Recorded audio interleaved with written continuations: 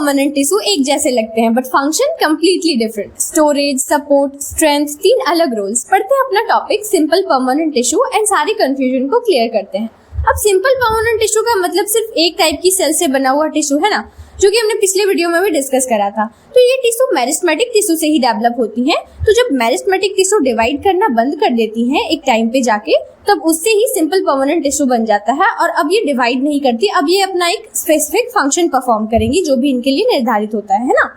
तो एनसीईआरटी के अकॉर्डिंग ना सिंपल परमानेंट टिश्यू को 3 टाइप में बांटा गया है। कौन कौन सा? Parenchyma, collenchyma and sclerenchyma, 3 type में है ना। अच्छा, डिवीजन का बेसिस क्या है? तो इस डिवीजन का बेसिस है स्ट्रक्चर और फंक्शन। मतलब स्ट्रक्चर और फंक्शन के आधार पर इन तीनों को बांटा गया है 3 भाग में। ठीक है, ओके। तो सबसे पहले हम लोग बात कर लेते हैं पेरेन्काइमा की। तो पेरेन्काइमा ना लिविंग सेल्स होते हैं और इनके सेल वॉल काफी थिन होते हैं। इसके अलावा इनके पास इंटरसेलुलर स्पेस भी प्रेजेंट होता है। ये स्पेस इनको गैस एक्सचेंज करने में हेल्प करता है। आप देख सकते हो स्क्रीन पे, ये पेरेन्काइमा का स्ट्रक्चर कुछ इस तरीके का होता है ना। तो अब इस टिश्यू के सेल्स ना आपस में काफी लूजली अरेंज्ड होते हैं, जिसकी वजह से इनके बीच में काफी लार्ज स्पेस क्रिएट हो जाता है। यही कारण है कि इनका फंक्शन स्टोरेज करना। किसी किसी सिचुएशन में इनके पास क्लोरोफिल होता है, और जब इनके पास क्लोरोफिल होता है तो ये फोटोसिंथेसिस भी कर सकते हैं। तो उस सिचुएशन में हम इनको क्लोरेन्काइमा बोलेंगे। क्लोरेन्काइमा क्यों बोला? क्योंकि इनके पास क्लोरोफिल है, तो क्लोरोफिल से आया क्लोरेन्काइमा। अब जो एक्वेटिक प्लांट्स होते हैं ना, उनकी पेरेन्काइमा में काफी सारा एयर भरा होता है। तो जब वो एयर भरा होता है ना, तो वो हेल्प करता है इनको फ्लोट करने में, पानी में तैरने में हेल्प करता है वो वाला एयर। तो उस सिचुएशन में हम इनको एरेन्काइमा बोल देते हैं। ठीक है, तो जब इनके पास क्लोरोफिल था तो क्लोरेन्काइमा बोला, जब एयर है तो इसको एरेन्काइमा बोला, है ना। तो ये सारे एनसीईआरटी के डायरेक्ट पॉइंट्स हैं। तो ये एग्जाम पॉइंट ऑफ व्यू से काफी इंपॉर्टेंट है, तो आप इसको एक बार याद कर लो अच्छे से, है ना। अपना दूसरा सिंपल परमानेंट टिश्यू है कोलेनकाइमा। तो कोलेनकाइमा भी ना पेरेन्काइमा की तरह ही लिविंग सेल्स होते हैं, बट इसमें डिफरेंट ये है कि इसकी जो सेल वॉल होती है वो अनइवनली थिक होती है। अनइवनली थिक मतलब कहीं पर ज्यादा थिक है, कहीं पर कम थिक है, कहीं पर मोटी है, कहीं पर पतली है, ऐसी इसकी सेल वॉल होती है।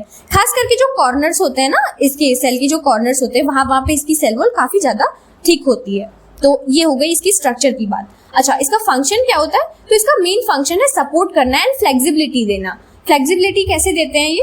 तो आप देखना, खास करके जो यंग स्टेम्स होते हैं ना पौधों की, मतलब जो छोटे पौधे होते हैं, अब बड़े पेड़ हैं तो आप उसको खास करके वो हार्ड होते हैं तो आप उसको झुका तो पाओगे नहीं, लेकिन अगर उसमें बहुत ज्यादा जोर लगाया जाए तो वो झुकेंगे नहीं, वो टूट जाएंगे, वो वुडी सा स्ट्रक्चर हो जाता है उसका, है ना। लेकिन जो पौधों की यंग स्टेम्स होती हैं, छोटे छोटे जो पौधे होते हैं, आप देखना ग्रीन ग्रीन से उसकी स्टेम्स भी होती हैं, तो आप उसको ऐसे थोड़े सा झुकाना चाहोगे, जैसे फ्लेक्सिबल ब्रश होता है ना, वैसे ही उनकी स्टेम भी बहुत ही फ्लेक्सिबल होती है। तो आप उसको थोड़ा सा ऐसे झुकाओगे ना तो वो आराम से झुक जाता है, उसमें लचीलापन होता है। किसकी वजह से?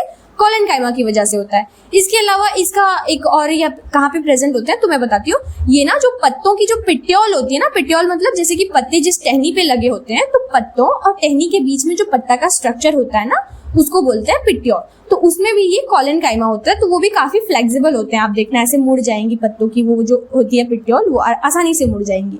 ओके, तो अपना तीसरा सिंपल परमानेंट टिश्यू है स्क्लेरेन्काइमा। तो स्क्लेरेन्काइमा ना डेड सेल्स होते हैं, और क्योंकि ये डेड सेल्स हैं तो इनकी जो सेल वॉल होती है काफी थिक होती है ड्यू टू लिग्निन। अब जब सेल वॉल थिक हो गई है तो इनका ल्यूमन काफी छोटा सा हो जाता है, पतला सा हो जाता है। बाहर सेल वॉल अगर बहुत मोटी सी हो गई है ड्यू टू लिग्निन डिपॉजिट, तो अंदर काफी कम स्पेस बचेगा जो कि ल्यूमन कहलाता है, तो वो काफी पतला सा हो जाता है। अब इसका फंक्शन क्या होगा? तो क्योंकि ये बहुत ही थिक है, हार्ड है, तो ये स्ट्रेंथ देने का काम करेंगी, है ना। तो आप देखना जो कोकोनट के शेल होते हैं ना, वो काफी हार्ड होते हैं, मजबूत से होते हैं, तो वहां पे ना स्क्लेरेन्काइमा होता है, वही होता है जो इनको मजबूती दे रहा है, हार्ड बना रहा है ना। तो ये प्लांट्स को रिजिड सपोर्ट देने का काम करती हैं। अब यहाँ इस टेबल में ना मैंने पिछली जितनी भी सारी चीजें हमने डिस्कस करी इस वाले वीडियो में, उसको मैंने सिंप्लीफाई करके शॉर्ट नोट्स की तरह एक टेबल फॉर्म में लिख दिया है। तो आप चाहो तो इसको स्क्रीनशॉट करके रख लेना, बाद में आप एक बार इसको समझकर मेमोराइज कर लोगे तो आपको थोड़ी सी भी कंफ्यूजन नहीं बचेगी इस टॉपिक में, आपको ये सारी चीजें हमेशा के लिए याद हो जाएंगी। ठीक है, तो अब देखो यहाँ पे मैंने बात करी है फीचर्स की, लिविंग या डेड। पेरेन्काइमा तो लिविंग है, कोलेनकाइमा भी लिविंग है, एंड स्क्लेरेन्काइमा ये तो डेड है। अच्छा, सेल वॉल की बात करें तो पेरेन्काइमा की सेल वॉल कैसी थी? थिन थी। कोलेनकाइमा की सेल वॉल कैसी थी? थिक थी, लेकिन अनइवन थिक थी। कैसी? मतलब कहीं पे ज्यादा थिक थी, कहीं पे कम थिक थी, मतलब कॉर्नर्स पे ज्यादा थिक थी एंड बाकी जगहों पे कम थिक थी, है ना। अब बात करें स्क्लेरेन्काइमा की, तो इसकी सेल वॉल वेरी थिक थी। वेरी थिक मतलब बहुत ज्यादा मोटी थी। क्यों? क्योंकि ये स्ट्रेंथ देने का काम कर रही थी भाई, तो उसको थिक होना तो बनता है है ना। अब स्पेस की बात करें तो पैरेन्काइमा के अंदर इंटरसेलुलर स्पेस था, हमने बात करा था टॉपिक में, है ना। तो इसके पास स्पेस प्रेजेंट होता है, कोलेनकाइमा के पास होता है बट बहुत कम होता है, तो लेस है यहाँ पे, ठीक है। एंड स्क्लेरेनकाइमा में एब्सेंट होता है, स्पेस बिल्कुल ही नहीं होता है इसमें, तो एब्सेंट है। अच्छा, फंक्शन की बात करें तो पैरेन्काइमा का फंक्शन क्या है, स्टोरेज करना है, चीजों को ऐसे रखता है ना, वो उसमें स्पेस होता है, हमने बात करा था, है ना। एंड कोलेनकाइमा का क्या है, ये फ्लेक्सिबल सपोर्ट देता है। फ्लेक्सिबल सपोर्ट देता है मतलब जैसे कि पौधों में मैंने बताया था, छोटे पौधों को आप ऐसे झुकाओगे तो वो झुक जाते हैं, तो वो फ्लेक्सिबल सपोर्ट दे रहा है ना। एंड स्क्लेरेनकाइमा की बात करें तो वो स्ट्रेंथ देते हैं, मजबूती देते हैं पौधों को, जैसे वो कोकोनट शेल में दे रहा था, है ना। तो ये हो गई सारी बातें आज के टॉपिक की। तो नेक्स्ट वीडियो में हम डिस्कस करेंगे डिटेल में कॉम्प्लेक्स टिश्यू को। तो stay tuned and bye bye.